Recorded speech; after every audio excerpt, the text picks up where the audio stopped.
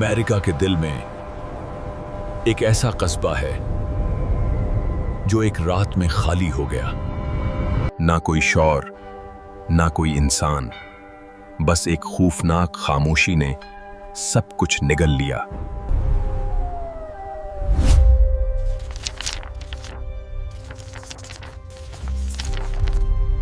Police जब पहुंची, पूरा कस्बा डिजर्ट हो चुका था।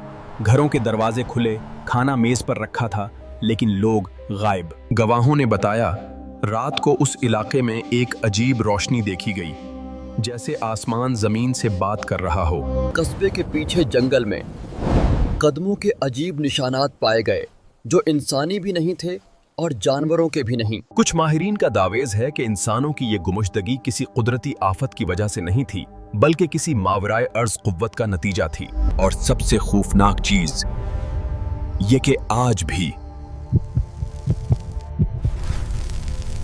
इस कस्बे में रात को रोशनी देखी जाती है, जैसे कोई वापस आने वाला हो।